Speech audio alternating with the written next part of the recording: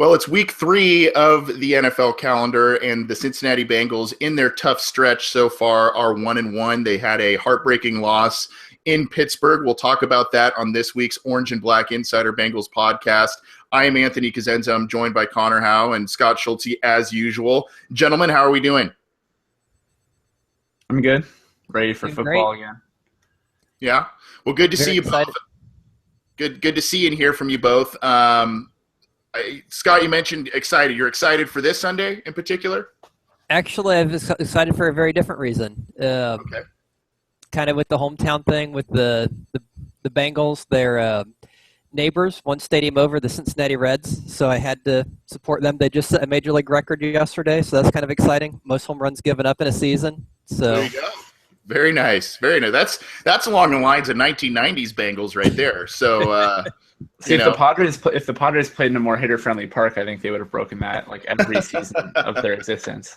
Yeah, that's true. But the Cincinnati turnaround's been amazing. And I'm a loyal Bengals guy, but I'm from Southern California. I got to say, those who reside in the Cincinnati area and follow those teams, those are some of the most loyal fans. So, Scott, kudos to you for still repping the Cincinnati Reds after such a tough season. I can relate, though. The Angels out here are having a pretty tough season themselves. But we're here to talk about football. And this week, the Bengals went to Pittsburgh, and it was an ugly game, both from a playing standpoint and an officiating standpoint. We'll talk more about that in a minute, as well as weather. There were just a lot of weird factors in this game. The Bengals still, through it all, were basically one possession away from potentially tying and sending this game into overtime.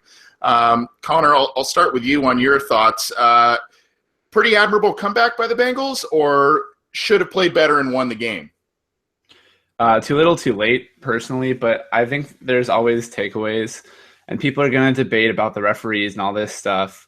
And just from my perspective, going into the game, I think a lot of people were really concerned with how are the two teams going to interact with one another. I think that's kind of something that's getting glanced over a little bit is no negative interactions between the two teams throughout the entire game. Both teams were really, really they seemed friendly.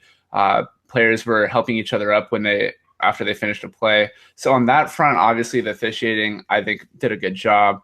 There are definitely some calls that should have gone in Cincinnati's favor, I think, that didn't go their way. But that said, too little, too late. It was really frustrating to see them try to make a comeback because we all kind of knew it was. I mean, even with the Boyd fumble, it was still so far for them left to go down the field. And with AJ Green not really doing anything on Sunday. But on the bright side, we have the knowledge now that Drake Kirkpatrick is at least through 2 weeks a legitimate cornerback, playing super well.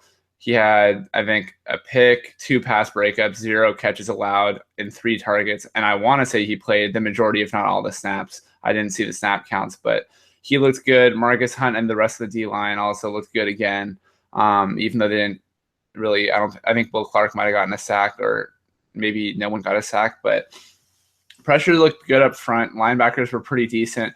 The whole defense looks really good. Offense needs a little bit of work, more consistency, I would say. But all in all, I think you're 1-1 after playing 2 road games against 2 teams that were playoff caliber teams last year. Obviously, the Jets didn't make it, but they were the best team in the NFL that didn't make the playoffs. So you can't really be that disappointed. They're still 1-1. They didn't win the first 2 games like they have the past couple of seasons. But all in all, I'm happy with the team. Scott, I'm interested to see if you share Connor's thoughts and optimism with this team. I mean, I have been saying through various posts and on this show that I felt that this 3-game stretch that the Bengals opened the season with this year is pretty brutal, just because the 3 teams they play, but also the fact that their first 2 games were on the road. So your thoughts on the Steelers' loss? Is it crushing to this team's psyche because there was so much time built up and into this game? Or should we really look forward to week 15 when it matters more at the end of the season and some of the stars for both teams are back?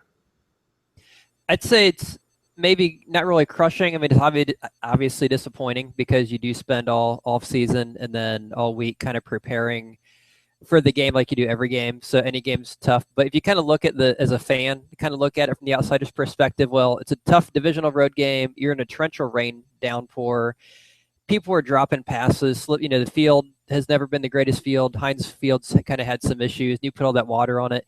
It's going to be a close, difficult game where anything can happen. And it actually kind of reminded me of the game that New England played in Cincinnati. I think it was maybe 3 years ago, where similar thing. I think New England had a great offense that year, like they usually do. Low scoring game. It was like, I don't know, 10-10, 13-30, something, just really low scoring until the very end. Torrential downpour. It was difficult to see the receivers. Even when you watched it on TV, you could tell it was tons of rain coming down. And then at the very end, I think God parted the skies, and Andy Dalton drove the Bengals down for the game-winning touchdown. And then as soon as the Patriots got the ball, he turned the faucet back on. That dumped on them, and they couldn't drive. And so we just one of those things. That pick to win the game.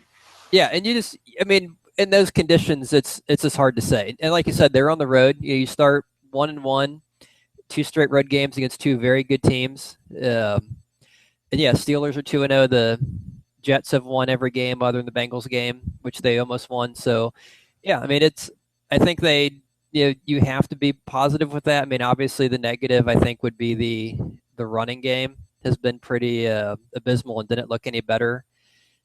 Although I think some of that might be, to me, it kind of seems like some of the play calling. I know he's very new to this, but it just seems there are some times where they run the play and the defense knows he runs it. They seem to stack the box. They bring everyone up, and you're like, why would you run into that? And they check into a run, or they run. And I was looking at the stats today on first and 10, second and 10, just how frequently they run, and when they do, they get nothing. And then he said, we want to return to the run game. But at some point, I don't know if you can really force the issue if you're not a power running team. Bodine's obviously had his struggles. We've talked about that before. Ogbuehi is still kind of, as Coach Lewis has said, Ogbuehi's still kind of in his training camp mode. He's still not really there yet. Whitworth's always been more of a great pass protector. You don't have Eifert. You don't have the receivers that you had last year. So you don't have people who are really playing deep. They're playing to run. They know you want to run, and you kind of have to take what the defense gives you, and I just don't see them doing that. So I think that was disappointing. Obviously a loss is disappointing, but at this point I'll take 1-1.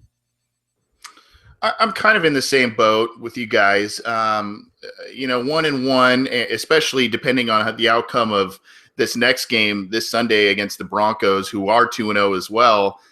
Depending on the outcome there, you could be feeling pretty good, even though you really wanted that Steelers game. That's always a tough game for the Bengals, and especially going in there into Pittsburgh and trying to battle all these elements against them, and still being one possession away from potentially tying the game at the very end.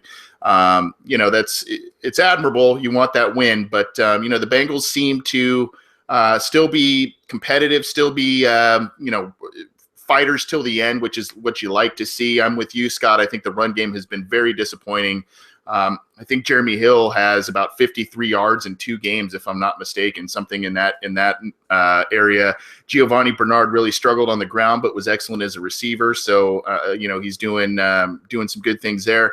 Aside from the run game, the thing that kind of disappointed me in this loss was the 8 drops by wide receivers. And there was not one that, there wasn't one player that really wasn't guilty of doing it. And AJ Green dropped a pass. CJ Uzama had a couple of drops. Tyler Kroft had a drop. So there were a lot of guys that dropped passes in that game. And, Andy Dalton's throwing the ball 54 times. It's rainy. I get it. It's tough to hang on to that football, but on the road with the Steelers having the same issues, you can't commit those same unforced errors, and that disallows your team to get points. It stalls drives, and you just can't have it. The other takeaway, and I know Connor touched on it a little bit in his opening, but the one major takeaway, unfortunately, that I had in this game is the horrible officiating. And I really don't like to be the guy that likes to say, the outcome of this game was determined by the referees. I still hesitate to say that in this game, but I the Tyler Boyd fumble that probably shouldn't have been a fumble. There was another fumble on special teams that the Bengals recovered that it was inexplicably blown dead, and the Bengals couldn't challenge that play. There was a number of late hits and targeting plays by the Steelers that weren't called, a ton of holds on the offensive line by Pittsburgh that weren't called. And then it went against Pittsburgh as well. There were two pretty bad pass interference penalties that gave the Bengals a field goal, later in the game too. So, Connor, just I'll go back to you because you started on this topic a little bit. Is this being overblown in your eyes, or was did it really stick in your craw and say, this really determined the outcome of the game? These calls or non-calls determine the outcome of this game. I mean, if you look at the comments on Cincy Jungle, it's definitely being overblown. And I don't know on a national perspective, how it's being overblown, but we wrote a post on the game. I think I wrote 2 posts on Sunday, and both of them just went crazy. And both of them had, I think, 300, 400 comments, and half of those or more were just the NFL is rigged in the Steelers' favor. The NFL is rigged against the Bengals. All of this stuff. Don't get me wrong; it was bad officiating. There were, like you said, AC, there were plenty of missed calls, especially it seemed against the Bengals. But even there were some of the Steelers should have gotten in their favor as well. But it just seemed as a result from the referees kind of just saying.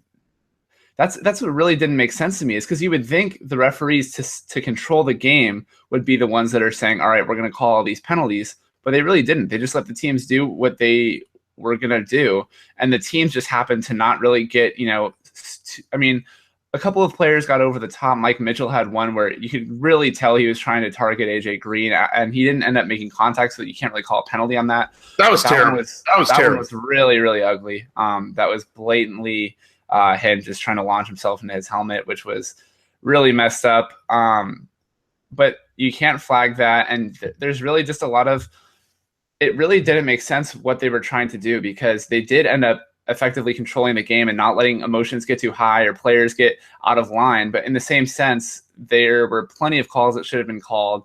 And it just really didn't make that much sense. So was it being overblown? Yes, in the sense that people are taking the one poorly officiated game and turning it into the Bengals have never won a game off of poor officiating. They've never had a call go their way. All this exaggeration. But I mean, I think the people who, and not that people who believe that aren't sensible or don't have a solid argument their way. Every fan base is entitled to believe whatever it wants to believe.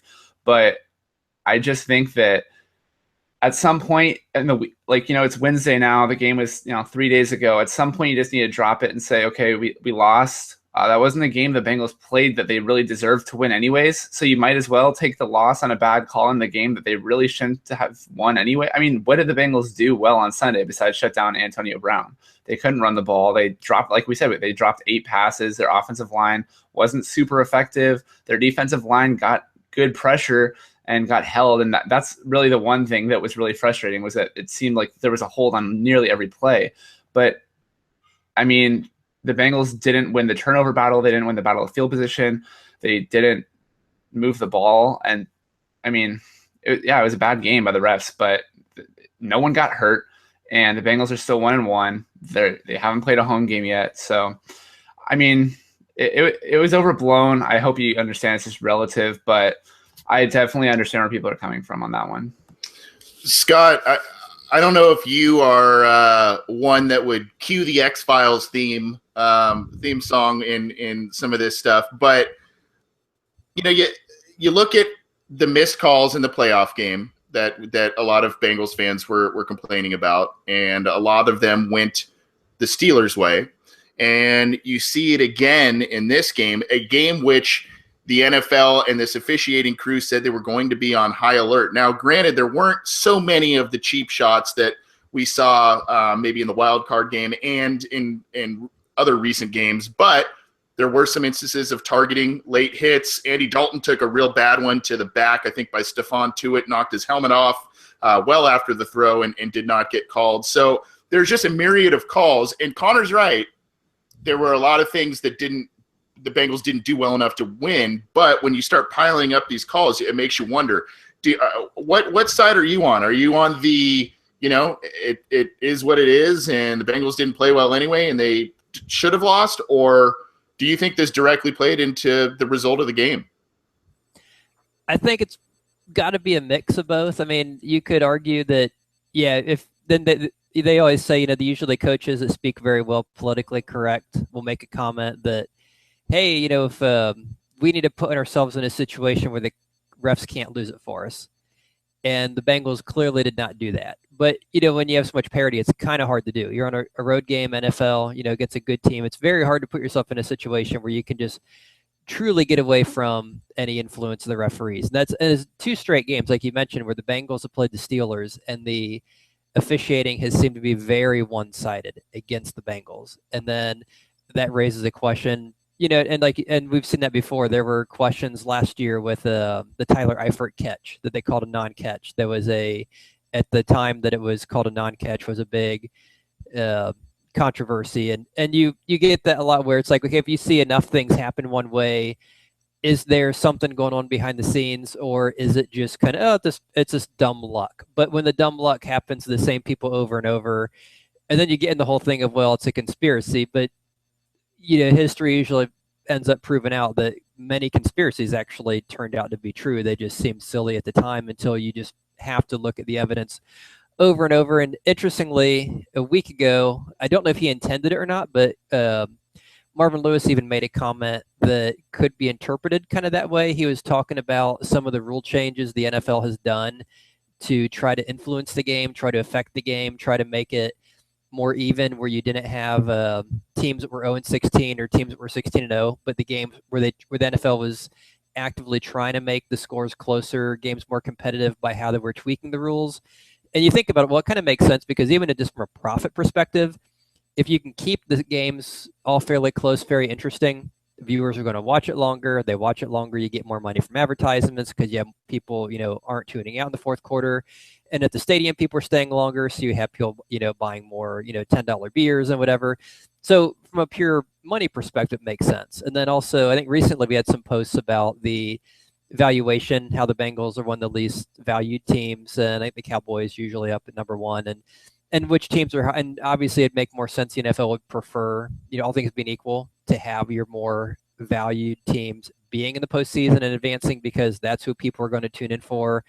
And I think it's one of the reasons why baseball has never instituted, well, one of many reasons why they've never had a salary cap, but one of them would be it makes no sense for them, because they get more money by having the big money teams like the Yankees and Red Sox always buying the best players to always get in the playoffs, because you want to see them in there, because you get more viewers, you get more money. So I can't say I'm absolutely convinced there's a conspiracy, but I think there's enough circumstantial evidence that you could throw it out as a possibility without being branded as some sort of crazy person with the tinfoil hat. I struggle with it, to be honest with you. I struggle with it, and I think I struggle with it because of what I've seen the last handful of games in this rivalry. And you've seen the refs be flag happy, and for some reason this time, and sometimes being flag happy can be super frustrating, but if you're flag happy and making the right calls, then that's the way it goes. But I saw a lot of egregious penalties, particularly by Pittsburgh. There were a couple by the Bengals that either weren't called or that went against Pittsburgh that went the Bengals' way. But particularly against Pittsburgh, there was a late hit on Uzama, as I said. There's a late hit on Dalton, fumbles, all that stuff. That just seemed to be glaring errors by the officiating staff. And, I don't want to say that the Bengals would have won the game with a different officiating staff or a different approach in this game. Who knows? Tyler Boyd hangs onto that ball, and Andy Dalton the very next play throws an interception anyways, whatever. But it was one of the worst displays of officiating I've ever seen in a very, very long time. And it was one of the things, unfortunately, that jumped out in the game. And usually officiating, you kind of say, oh, there's a bad call here and there. But, this was one game in particular where I just noticed it really jump off the page. Scott, you look like you had something else to say. I just find it very interesting. You talk about how horribly officiated the game was, and Vontaze Burfict wasn't even playing. Yep. And I think we could probably all agree if he was in there, it'd be even different. Yeah, more different. As bad as it was, how much more worse would it be? Yep.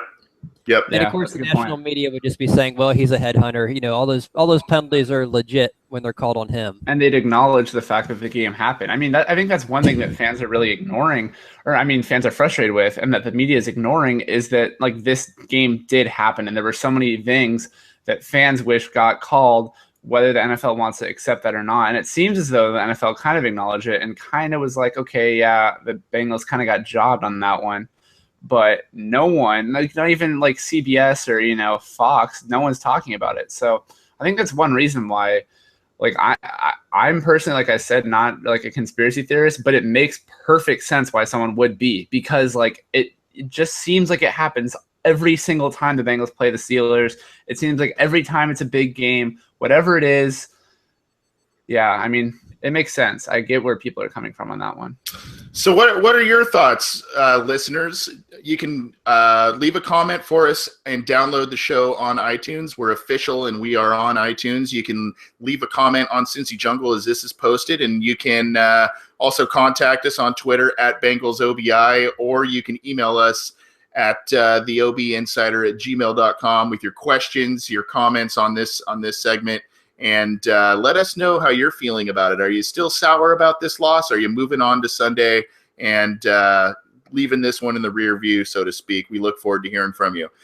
Good stuff, guys. Just real quick, we're going to make some updates on this week from players, as the team is now gearing up for the Denver Broncos, who are coming into Paul Brown Stadium this week. There's a bit of bad news and good news, probably, I guess we'll start with the good news. The best news is that Tyler Eifert is back practicing, and some feel it's a little later than one would think. Some feel that it's maybe right around the correct timetable, but he's back. It's unknown if he's going to play this week against the Broncos, but him practicing on a Wednesday and not so much maybe on a Thursday or Friday, getting that work in earlier in the week is a good sign. The Bengals tend to be a little conservative on some of these guys as they come back from injuries, especially their star guys. They might try and gauge whether Eifert's in quote-unquote game shape. He's been doing a lot of stuff on the rehab field, though. I think he's been lifting weights and all of that stuff. So he should be in relatively decent shape, but he is back at practice, so that's good news there. The Bengals might suit him up this Sunday, but we don't know. Some people are thinking that's kind of a doubtful thing. CJ Uzoma wasn't practicing. He did take quite a few hits on some plays last week. Maybe that has something to do with it. It's been a little bit unclear. Andrew Whitworth got a veteran rest day. And unfortunately, Darqueze Dennard was also out of the lineup as well, out of practice as well, which is not a good sign. He's a little dinged up this week. One other piece of good news, and it's not so much playing related, but apparently Bengals star wide receiver AJ Green had his wife gave birth to their son, Easton Ace Green, on Wednesday. So congratulations to AJ Green. That's awesome stuff. And selfishly speaking, it's nice that he probably won't be missing a game, especially an important one against the Broncos. But it would be understandable if he needed to, with obviously the birth of his son. But congratulations to the Greens and the birth of their son there. So those are some updates on players and the Bengals as they head into the Broncos. So guys, let's talk about the Broncos game. I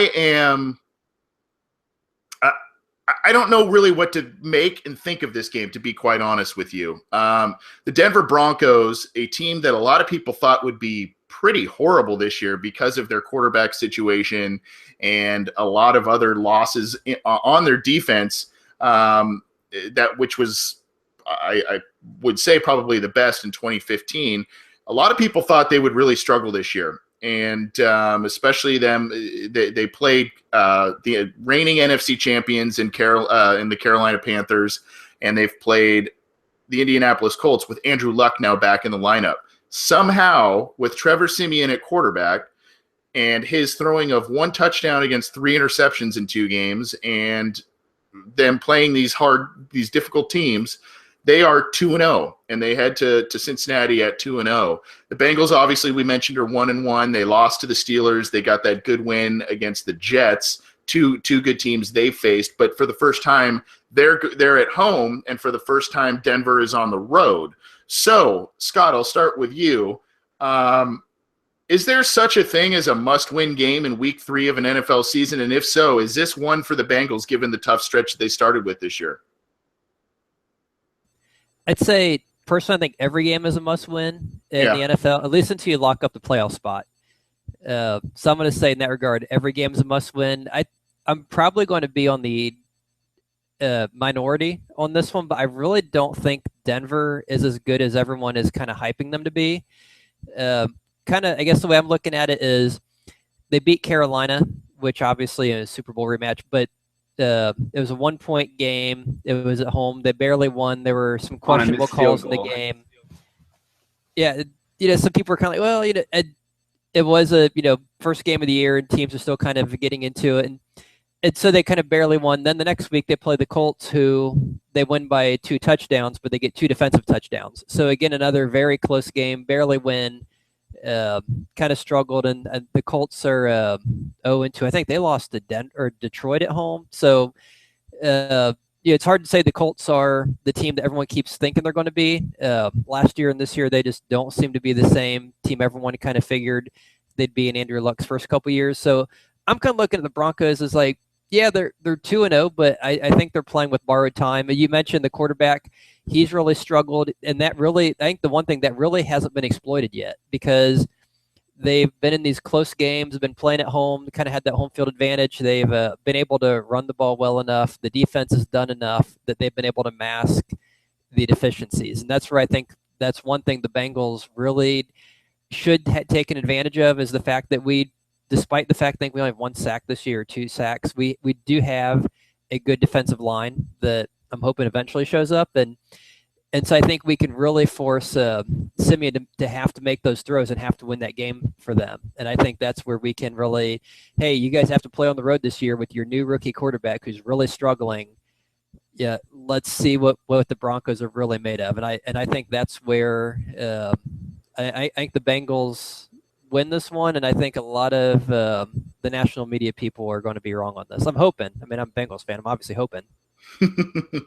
So, Connor, I do want to get your take on if this is a must-win game for the Bengals in Week 3. But check out this stat going into this game. I'm going to throw a couple of stats at you. Actually, in the last 4 games, Denver's defense has allowed a combined passer rating of 60.6 to Cam Newton, who they played twice, Tom Brady, and Andrew Luck. Denver is 4-0 in those games.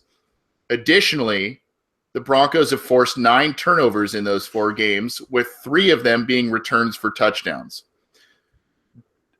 I want to get your take on, like I said, if this is a must-win game for the Bengals. And I also want to kind of get your thoughts on those stats in particular, because the defense has obviously been carrying the Denver Broncos really from the last part of last season up into this season. Yeah, I mean, first off, if we're going to go must win, I feel like I'm going to take the opposite of approaches of Scott here and just say, I mean, I felt this way before Scott even answered the question. I'm not just being a contrarian here, but if you're looking at the grand scheme of things, the Bengals have a really hard first half of their schedule. They play the majority of the good teams on their schedule in the first half of the season. Generally, the way the Bengals play this season is they get out to a really hot start, as evidenced by last year's 8-0 start. I think they started something like 5-2-1 or something like that in the year before. They generally play really well in the beginning, and they kind of slow down towards the end.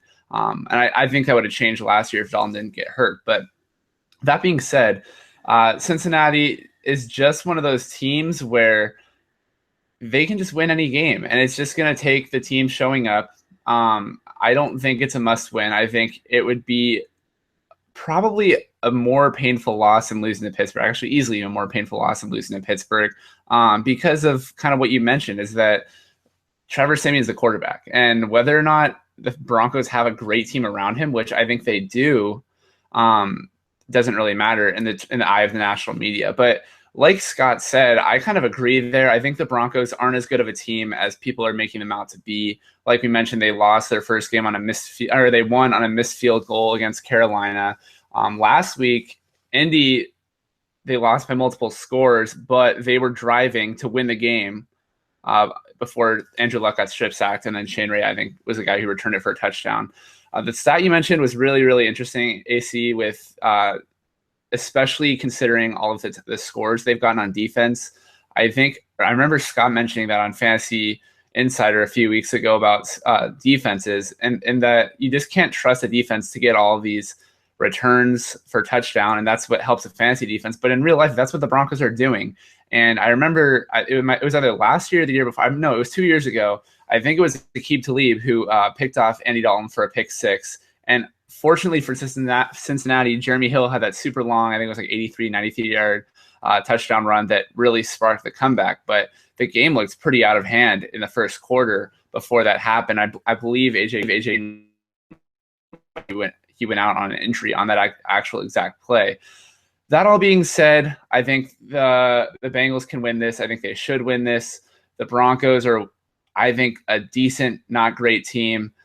They've won 2 games. They've gotten by, but it's just going to take the Bengals getting to the quarterback, which I think is very possible. The Broncos' right tackle, Donald Stevenson's out, which means Carlos Dunlap's facing Michael Schofield, shares the name with the great Prison Break character. But Michael Schofield, the guy who gave up 3 sacks to Carlos Dunlap last year in a game where Dunlap broke the franchise official record for sacks in a season and in a career, because Eddie Edwards, a lot of those sacks that he had didn't count. So, I mean, I don't know. I just think that it's definitely they should win the game. Like, I get the whole emphasis of they really need to win this game. They do need this to get back onto momentum. I believe they play New England in week 5 or 6 or so. But the Broncos are a team where the Bengals need to take care of this, because you never know with tiebreaker implications. It's definitely a more important game, I'll say that. But all in all, I think it's a game where the Bengals match up well. You have the Broncos have their great receivers, but Dre and Adam Jones have really done a great job shutting teams' receivers down so far this season. CJ Anderson had a great game in week 1, wasn't as hot in week 2. I think that Cincinnati can hopefully contain him. And then obviously last week with the defense, they played well, but the offense didn't play well. Trevor Siemian hasn't looked great. And people say, oh, well, he played decent last week. I heard on another podcast, I think it was the Around the NFL podcast, I'm pretty sure, the NFL Network's Chris Wessling said, they were talking about, oh, well, Siemian looked pretty good this week. And Wessling said, well, this is an anomaly. The Colts don't even have an NFL start caliber quarterback on their roster right now. I mean, preseason week 4, the Bengals play the Colts, and they had 6 corners on their injury list. So, I mean, I just think this is a stingy Bengals defense that people are sleeping on really hard. I think the offense needs to get the job done. This is really a week where the offense needs to get the job done. Andy can't turn the ball over. They need to just get momentum. So it's definitely an important game. I guess I'd lean more to the extremist with the Bengals, just because I've seen quite a few different things in my time following this team and in the years writing for the team for Cincy Jungle. But I don't want – it's hard for me to say, yes, must win. But I feel like this tough 3-game schedule and the fact that the Bengals are coming off a loss, it's their home opener – I kind of feel like it is a little bit of a must win. And one of the major reasons why is because these are the types of teams that the Bengals have historically struggled to beat. The elite franchises, the teams that are perennial playoff teams. The Bengals, granted, this is a game at 1 p.m. Eastern on Sunday, where the Bengals tend to play a little bit better than on primetime. But these are the teams that they struggle to beat. You know, they can beat the sub 500 teams with ease. And a lot of those teams in that 8-0 start from last year, Connor, a lot of those teams, granted there was a win against Pittsburgh, but a lot of those teams were teams that didn't end up making the playoffs last year. You know, you had your tight, you know, all these different teams, right? And I just want to see this team start to really assert itself against the other NFL powerhouses. I think a lot of a lot of fans and a lot of NFL insiders regard the Bengals as a good team and quite possibly a very good team, but a lot of people probably aren't going to pick them to win this game because this is the type of team they tend to lose to, whether it's on the primetime stage or on this type of stage. So just to get out of this rough stretch at 2-1 and to beat a team that is consistently good in the Denver Broncos and who has surprised a lot of people by going 2-0 to start this season, it's definitely not going to derail the Bengals season if they lose, but they got to dig themselves out of a pretty big hole at this point, especially with a lot of offseason questions going into the team and personnel losses, the loss of Hugh Jackson, all of that stuff. Those questions will start to surface more, especially if the Bengals struggle on offense and lose against Denver at home in their opener. So I think it's a bit of a must-win game. It's not going to end their season by any means, but I think it could be a turning point in their season and determine where they go from that point. Those are our thoughts on the Broncos preview. So fans, listeners, get in touch with us again at Bengals OBI on Twitter. The OB Insider at gmail.com is our email address. And you can also leave a comment on Cincy Jungle. You can also contact us and, like I said, leave a comment, leave feedback on iTunes, all of that good stuff as well. So good stuff from you guys.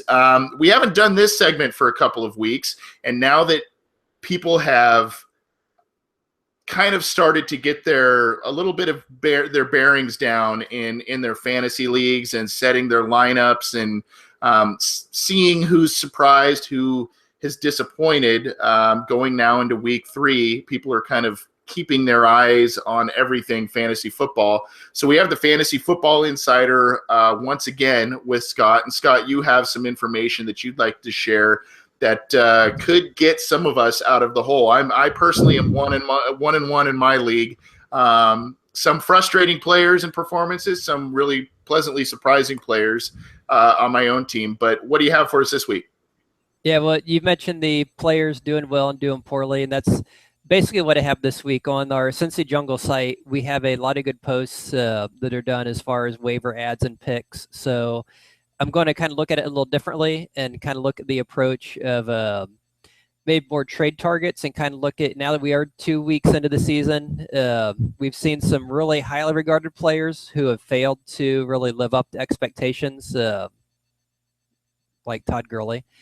And we've had a few players who have really overachieved much higher than they were expected to. Someone like the indomitable Willie Snead for the Saints. And then on the flip side, you have some guys who have really struggled to turn it around. Or you have guys who are just really, guys who are really, of the guys who are struggling, got my mind thinking that. Okay, so of the guys who are really struggling, sometimes they're going to turn it around. They have a slow start. And other times they just, they're in for a crap season. Like Andrew Luck last year is a good example of that. He started really rough, but people kept starting him. Nope, he's going to get it. And he just, the wheels fell off and he got hurt. And then you have other guys who you really didn't expect much from, and they emerge and have these great starts. And then the thing you have to try to figure out as well, are they going to come back to earth? Is it a fluke or is it legit? And a good example of that's Devonta Freeman last year. He was, many leagues wasn't drafted. He was supposed to be the backup. Tevin Coleman got hurt. Like, okay, he had a hot, game or two, and then he ends up, with 1,500 rushing yards or something, some ridiculous number like that. So now that we're 2 weeks in, we've had guys who have done well, guys who have struggled. So what I'm trying to do is, with segment this week is, okay, let's look at these guys and see who seems to be legit. Are they sustainable? Are they guys who really seem like someone who's going to keep it up or not? And then if you're looking at possibly trading for people, you obviously want to buy low and sell high. So the idea is if someone started hot and you don't think they're going to sustain it, yet someone you'd try to want to trade away. And conversely, if someone started cold and you think they're going to improve, then you'd want to try to get them for the cheap. But of course, as probably anyone knows, trading in fantasy football is nearly impossible since everyone always loves their team more than the opponents. And for probably every 10 projected or proposed trade, you get one that goes through. And so it's a very difficult thing. Got guy may be the worst guy in the world. As soon as he's on your team, he is a stud, future Hall of Famer, and you are not going to let him go without giving up the banks. Anyway, with that in mind, we have as on like running backs, receivers, and tight ends. So starting with running backs, some very interesting names in the top 5 this year. And I'll pair the first two together. D'Angelo Williams and Spencer Ware. They're currently number 1 and number 5. And so are they going to sustain it? And for them, I'm going to be Mr. Negative and go big fat no. And the reason is they are basically only as good as their starters are. So there's someone, if you're in a league with people who maybe aren't as familiar with fantasy and you're playing with, I don't know, relatives or cousins or people who have to ask you what the difference is between football and baseball, they might be good people to try to trade to them because they wouldn't realize that, Le'Veon Bell's coming back in a week. And that's what I was just going to say. Yeah. Yeah. And same with Jamal Charles. So, yeah, those guys are ones I'm going to say I don't see us sustaining it. Another one, guy who's currently number 2 is Matt Forte. Before the season, he was kind of drafted second, third round because he was going to split with Bilal Powell, and now all of a sudden he's number 2. And for him, I'm also going to say no, just because he's a 31-year-old guy and he's on pace for 416 carries, which is even back in the day, 416 carries is pretty unheard of, especially for someone that old. That's a ton. Yeah, and last few years he's kind of on the way down. He got hurt a few games last year. He's been an under 4 yards per carry kind of a guy. I think he's going to be a decent producer. They've shown they're going to give him the volume, but yeah, I just don't see that number 2 rank sustaining. He's maybe a second running back, but yeah, definitely not that level. Next one, the guy at Bengals are playing, C.J. Anderson, currently ranked number 3, another guy who is kind of taken second, third round. And I'm actually going to say yes to him, only because he can run the ball, he can catch the ball. The defense is a very good defense, so the offense is going to get on the field quite a bit. He's never really been overused because he's been split. And now they have the new offensive system, and they want to run more, and they want to run with one guy who I think he's going to be the guy. He tends to be a good yard per carry guy. I don't think he'll finish as like the number 3 guy, but I do think he'll end up as a very legitimate guy when it's all said and done. And then the last running back I wanted to mention was Melvin Gordon, another guy who was drafted high last year in the real draft. I think the Chargers traded up for him. Kind of had the abysmal year, no touchdowns, had some fumbles, kind of got in the doghouse. He's another one who I'm going to say yes. I think he's going to keep up. I don't think he's going to finish with the 24 touchdowns, which he's on pace for right now. But one thing to consider is the Chargers threw to Danny Woodhead over 100 times last year. And Woodhead's gone, so someone's going to pick up some of that. And it's obviously not going to be Keenan Allen. They just signed Dexter McCluster. Did they? So I'd say Gordon's going to get a uptick in production, probably more production than he's been getting, at least as far as targets or touches. So I think he's a very good candidate to keep up what he started. Worth pointing out, third string Brandon Oliver also out for the year, I believe. Is he? I know a couple years ago, I think he was a big Ryan Matthews and Donald Brown thief. Wide receivers, another one where the top 5 or 10 are filled with some very interesting names. Like I mentioned earlier, Willie Snead is number 2. Is he going to keep it up? I'm going to go with no, just because you look at the Saints, they're 0-2 this year. They have multiple targets. They have a Fleener who hasn't gotten really involved yet. Michael Thomas, the rookie from Ohio State. He's going to keep developing and get more targets. Brandon Cooks is obviously a top option there. So at the end of the day, I think he's on a good offense. They're going to throw a lot. He'll probably be a second receiver, but probably not worth he's not going to finish year number 2. He's not going to be up in the Julio Jones, Antonio Brown category. And then you look at number 3, Stefon Diggs, who kind of came out of nowhere, was a late round pick out of Maryland a year ago. After a couple weeks, he's just been phenomenal this year. I think he has like 250, 300 yards, a couple of touchdowns. Again, I'm going to say no. And I think there's a James Bond movie called Dr. No, who I might be emulating. But yeah, I'm just the no guy today. If you look at his first 4 weeks last year, he was on pace for 100 yards, I think 100 catches, 1,700 yards and 8 touchdowns. He finished the year with half of that. So he nowhere near his pace. This year, kind of the same thing. He's on that really hot pace to start the season, and he's in a worse situation this year. They're on their backup quarterback. They just lost their left tackle, Matt Khalil. They don't have Adrian Peterson, who's probably going to miss most, if not all, the year. So I think I just don't see him finishing as a top 3. Next guy I do see doing well, which is Larry Fitzgerald, who's currently number 4. I know a lot of people kept expecting, well, Malcolm Floyd, John Brown, they're going to bring the younger guys in. They're going to kind of phase them out. But last year they moved him to that new position. They changed his role in the offense, and he had a huge season. And this year he's kind of picked up where he left off. So he's someone I think that, he's probably legit, who's going to be a top, 10, 20 running or receiver, someone closer to where he's kind of at right now. The next 2 I'll kind of pair together, the last 2 receivers, Mike Wallace and Corey Coleman. I'm going to say hell no on them. Mike Wallace has 3 touchdowns on 7 catches. That's just totally unsustainable. Someone's going to add him on as a waiver. Someone's going to try to trade for him. If you have him and someone wants him, by all means, see whatever you can get for him, because that he may only end up the year with 3 touchdowns. Corey Coleman just hurt his hand. Cleveland's on their 3rd quarterback, and he's averaging a ridiculous 25 yards per catch. So unless you think Cody Kessler is the next Tom Brady, and you can catch with one hand, I know Odell Beckham showing you can catch with one hand. I'm going to say Coleman and Wallace are definitely 2 not to consider. And then tight ends. I have 2 tight ends, and I'm just going to say right now they're a big fat no. One is Vance McDonald.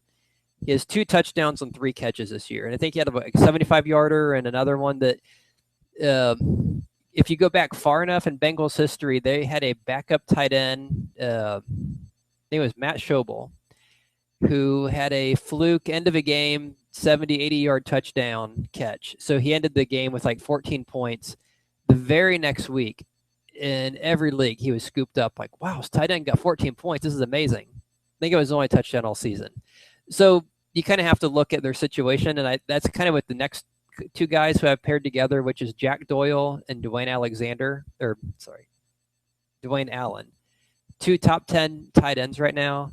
Andrew Luck has 5 touchdown passes, and only 1 is going to a wide receiver. So they're kind of benefiting from that. Obviously, that isn't going to continue. And they both just have a very ridiculous touchdown to reception rate. And if you look at when Gronkowski had his 17 touchdown year back in 2011, he had 19% of his catches went for touchdowns. Right now, Doyle and Alexander have a higher rate.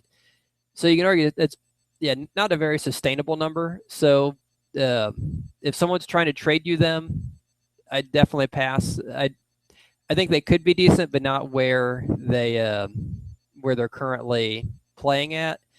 So I guess for this week, that's the big thing I'd look at is just recommend if you're looking at trades, kind of look at guys who are starting hot, starting cold, and try to ask yourself, based on their situation, which ones do you think are going to continue and which ones do you think are going to flop? And then obviously you want to try to get the guys who you think are poised to turned around, and you want to try to unload the guys who you think might be a flash in the pan before they fizzle out. Okay, so Scott, real quick, you threw a lot. Yep. You threw a lot at us, and I'm going to put you on the spot a little bit. And it is a bit of a selfish question on my part, both because I have both guys on my team, but one player is a Bengals player. Just kind of a quick response. Be patient or impatient with Titans running back Derrick Henry and Bengals running back Jeremy Hill. I'd say Hill I'd be patient with because there's no trade value right now. And he's more of a goal line guy, right? Yeah, I mean, you're just not going to get anything for him because he has like 20 carries for 50-some yards, and he does have the 1 touchdown. The one nice thing with Hill is they played 2 very difficult teams to run against. The Bengals always struggle running against Pittsburgh. The Jets have the insane front 4, and once they get through Denver, they're kind of through the roughest part as far as opposing teams to run against. And all kind of those diverse defenses that they bring looks up front, Yeah, so he's one openings up too. So he's definitely someone I'd hold on to because he has no trade value and he can only improve, and I think he will improve. One nice thing is he has receiving yards this year. They kind of showed it in preseason and so far this year. They're willing to throw to him this year, and so I think he can give you a little more than he did last year as far as usage. once they can get this whole offensive running thing figured out. And the other guy you mentioned was Derrick Henry. He's someone that's interesting, I think. If you look at him and DeMarco Murray, Henry's really starting to eat into DeMarco Murray's touches. And I think by the end of the year, they could probably be a 50-50, or he might even replace him because they've been using Murray a lot to catch the ball. So I don't know if they would even get to a point where Henry replaces him as far as number of rushes or being the main guy. But he's definitely someone I'd say for now I'd probably hold on to and maybe watch, especially with Murray having something of a high usage injury history that you never know when he's going out. Yep. Okay. Well, good stuff, Scott. Appreciate it. That's the Fantasy Football Insider with Scott Schulte, a pretty frequent segment that we have here on the Orange and Black Insider. If you have questions for Scott, do you have a Twitter handle that people can ask you, or email, or if in case they have some fantasy questions? I'm very old fashioned. I still have the phone with the rotary dial. Oh, there you go. Okay. Well, you know what? If you do have fantasy questions, let's do it this way then. If you do have fantasy questions for Scott Schulte, you can tweet us at BengalsOBI, email us at theorangeandblackinsider@gmail.com, leave the comments in iTunes, and those that could be more ammunition for you as this segment goes forward, Scott. But good stuff. Yeah, and we've been very happy to answer questions in future episodes of our podcast. Yep. So moving on, let's kind of start wrapping this up a little bit. We've been going for a little while here. Let's take one more look back at the Denver game. Connor, I'll start with you. Give me one player matchup that you're looking at as the Bengals host the Broncos this week, as well as a score prediction and how you see the game playing out this Sunday at Paul Brown Stadium. I'll go with a score prediction first. I totally forgot about a stat that I had in my head, and I'm 99% sure this is exactly what the stat is. Didn't read it or anything, just came to my head when we were talking earlier. Bengals, I believe, lost by 8 points to Pittsburgh. 99% sure on that. Yeah, there you go. Which means that 24-16, yeah. Yeah, 24-16. So every single loss, minus the game when Andy Dalton got hurt last year and left the game, has been decided by one possession. They lost to the Cardinals by, I think, 3-ish. They lost to the Texans by one possession. Every single loss except the Pittsburgh loss last year, the one, not the playoff loss, but the one before that, was decided by 8 points or fewer. Last year, they were all decided by, I'm pretty sure, 3 or 4 points. So this one's, if the Bengals are, and the Broncos are one of those teams where they really like to play close. They kind of set their team up to win or lose based on a close game. They're not going to, it's just the way things are. They barely beat the Browns last year. They barely beat the Raiders. I think they lost the Raiders last year. Every game they play seems to be close. So I think this is definitely going to be a fun game to watch. That said, you talk matchups. I can't ever go with one, so I'm going to go with a one matchup that's kind of a position group matchup. I'm going to go Bengals corners versus Broncos receivers. I love what I've seen, like I said, from Drake Kirkpatrick, and obviously Adam Jones is still Adam Jones, at least to this point. I really, really, really believe Drake Kirkpatrick is going to be the answer as the long-term number one corner after, Pac-Man retires, or he already has been on the left side, which is generally where the kind of number one, if you will, corner plays for the past couple of seasons. So I really like what I've seen from them. I'm excited to see what they do against Emmanuel Sanders and Demaryius Thomas. I think that duo of receivers, while very talented, is definitely kind of sliding downhill quietly. they're still definitely one of the best 1-2 punches at wide receiver in the NFL, but they're not the pair they once were, especially considering they don't have 2013 Peyton Manning throwing them passes anymore. So that's one where I think you really need to see the corner step up and get some turnovers. I know some people didn't like the Adam Jones interception on fourth down because they were thinking, oh, well, they would have had better field position if he just didn't catch it at all. I personally didn't mind it because, take the turnover, take the turnover. Yeah, you take the turnover, get in the quarterback's head. I think people don't really think about that as much. Ben Roethlisberger, obviously, the next time he goes out into the field, he's thinking about the fact that he just threw an interception. And what do you know? Drake Kirkpatrick intercepted a pass either on the next drive or the one after that. So you need the corners to make turnovers, and I think kind of tied into that, you need the safeties to make plays and hold their coverage. Make sure. I think one thing that was really interesting with the Steelers is that they had Sammy Coates, who burned Darqueze Dennard. And the Jets had, Quincy Enunwa he's not a burner or anything, but he just seemed to make plays. The number threes have really been making plays a lot, but Sammy Coates really wouldn't have been able to do anything if Sean Williams didn't, blow coverage on both those plays. And obviously Darqueze Dennard needs to be closer in coverage on that as well. But the point I'm trying to make, I guess, is that you have DT and you have Emmanuel Sanders. If you can shut those guys down, the Broncos don't have, Sammy Coates, in the sense that they don't have a guy who's going to burn you deep. I think their guys are Jordan Norwood, I think is his name or something, and Benny Fowler. I don't even know who their third receiver is, to be honest. And it's just a matter of they don't have that impact guy who can stretch the field vertically. They might have a better number 3 receiver in terms of comparing them to other teams, but they don't have that burner, which I think if you can lock down the 1 and 2, that's really going to set you up. And then you can really focus in on the run game and rush the passers. So I'm looking forward to that matchup. It's in regards to the Jones interception, it also plays into the quarterback's head in the fact that was a pretty poor pass by Roethlisberger. The weather was poor. And so, that really kind of is like, I don't know if I could throw that type of route again in this weather, especially with Adam Jones on the other side. And your point about Kirkpatrick, he's really showing growth this year already with 1 interception. He's surpassed his 2015 total. So there's a thumbs up to Dre right there. But, if the Bengals hang on to him and Dre continues to get his starter legs under him, and then you have William Jackson III, who looks like an insanely talented guy.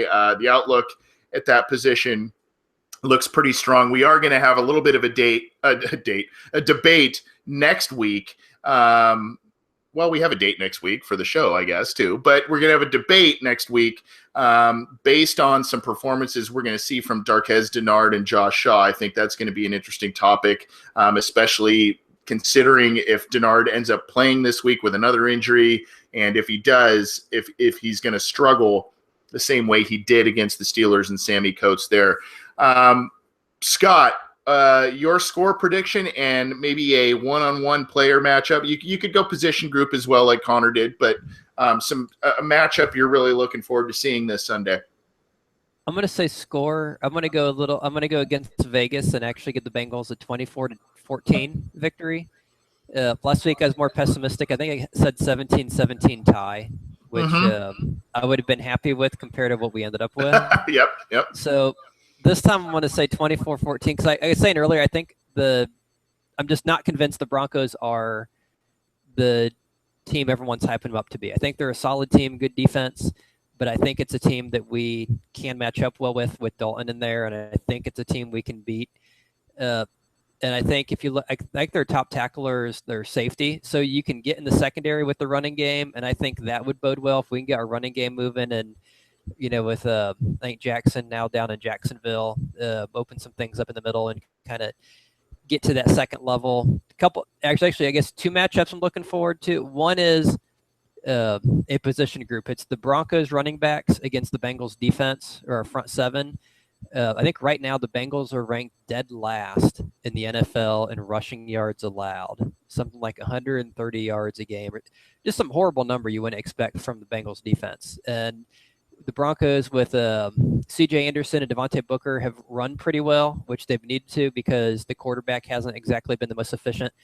So that's the thing I want to see is, can our defense stop that running? Can we stop a running back? We let Forte had some big runs against us, although they held D'Angelo Williams down in yards per attempt. I think it was like under 3 yards a carry, but they gave up a ton of carries because all the third downs completion. So they just kept feeding him the ball.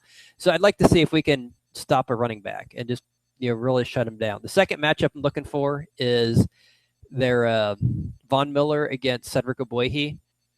DeMarcus Ware's out, so I think that's the one I kind of want to see. I think Miller already has like 4 sacks this year, and he's definitely a speed guy. And last year, the big knock on Andre Smith was always, well, he can't handle speed rushers, and Ogbuehi's in there, and he's supposed to be a more athletic guy, and who's still kind of ramping up, still kind of learning the system, learning the offense, but he's our starter. He's in there, so that's the thing I want to see. Because I think if we can win that battle, I think that's going to go a long way to helping the offense really move the ball. If he continues to get burned, we have to put extra people in there. If we can't stop Von Miller, that's going to force us into a lot of situations where Andy's getting pressured without getting blitzed, and so you have to dump the ball off or he gets sacked. And yeah, so I think that's going to go a big way to see how our offense does. So I'm going to say Von Miller versus Boyhe, and then Broncos running backs against our defense.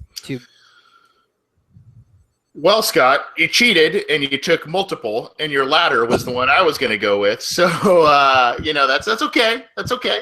I do agree with you, though. I did do a little research on Miller and his play against the Bengals. He has 4 sacks in 4 career games against the Bengals. And like you said, it was against Andre Smith. Andre Smith was the road grader. He was the real strong guy that could, make a lot of plays and still hold up against some of the bigger defensive ends. He played some pretty good football for the Bengals over the years, despite his many issues that he also had with the Bengals. But those speed guys, even against Whitworth sometimes now, because Elvis Doomerville has given Whitworth some fits as well. So that is one matchup that I will be watching this week. I guess I'm going to go just based on the drops last week and the issue, the fluidity with Eifert coming back into the lineup. He may or may not play this Sunday. I'm going to go with Tyler Boyd and Brandon LaFell against, I believe it's Chris Harris, the other good defensive back against on the Denver Broncos. And Harris is a guy that can play outside. He can play in the slot. And with Boyd and LaFell also interchanging those roles as well, I mean, you're going to undoubtedly have Talib on AJ Green, I would think. But the Denver corner, Chris Harris, not to be confused with the Bengals corner, Chris Lewis Harris, is a guy that's going to be covering Brandon LaFell and Tyler Boyd. Tyler Boyd had a very good game last week, and a lot of people will probably look at the fumble and say, well, that's obviously a big ding and a rookie mistake.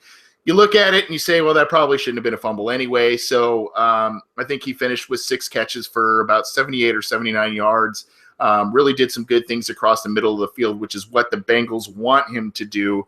And LaFell didn't have anywhere near the kind of impact he had in the first game. I believe he had a drop as well, one of those 8. So he's probably looking to rebound. So that's going to be a matchup to watch, as well as I'm gonna also say Sean Williams and whatever his coverage duties are going to be on Sunday. He has been a guy that has just kind of struggled so far as a first-time full-time starter in the NFL. He did some spot duty with the Bengals and relieved Reggie Nelson and George Aloka, as both of them were in and out of the lineup over the past couple of years. But Reggie Nelson's absence has been felt, I think, especially last week in some of the plays that Connor mentioned in his deal. So I'm gonna give those kind of matchups there. Score, I'm going to say 27-20. I think in favor of the Bengals, and I think they do get the win here. It's home opener. It's the first time the Bengals have taken the field of Paul Brown Stadium since they lost in that wild card game. I'm sure they want to make a very good impression to their fans and want to get a win, especially after losing such an emotional game last week. Whether you really saw it in some of the players' performance on the field or not, but I do think the Bengals come out on top. It'll probably be pretty tightly contested, especially because of the Broncos defense.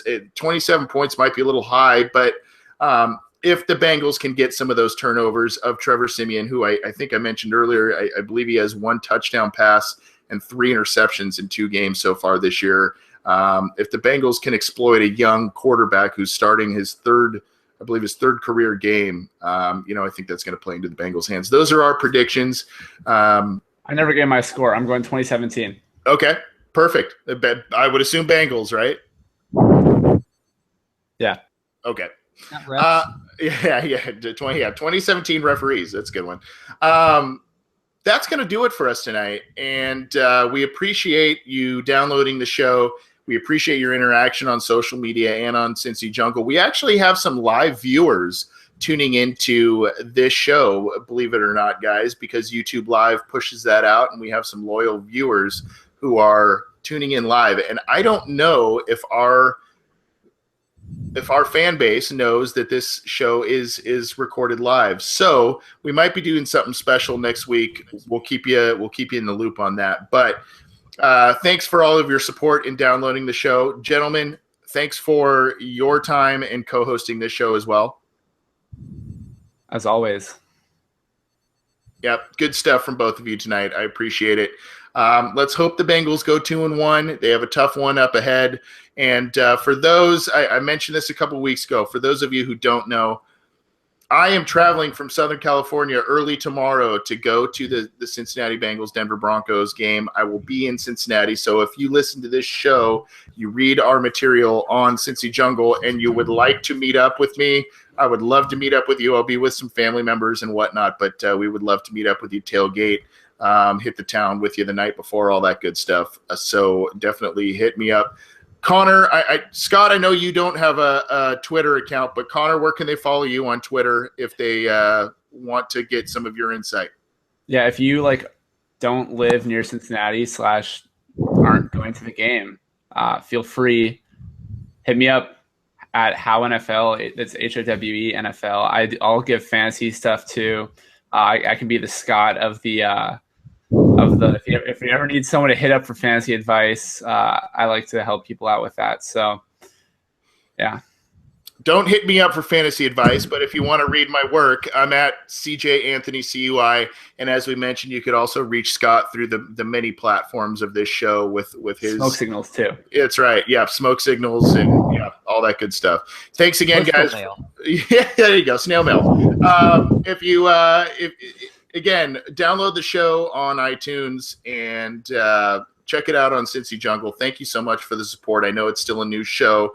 We're trying some new things out, but we've seemed to have gotten a lot of positive feedback, and we appreciate that. So thank you very much for the Orange and Black Insider, episode number 9. I'm Anthony Cosenza. Thank you again to my co-hosts, Connor Howe and Scott Schultze. Who Day, Week 3. Who Day. Who Day.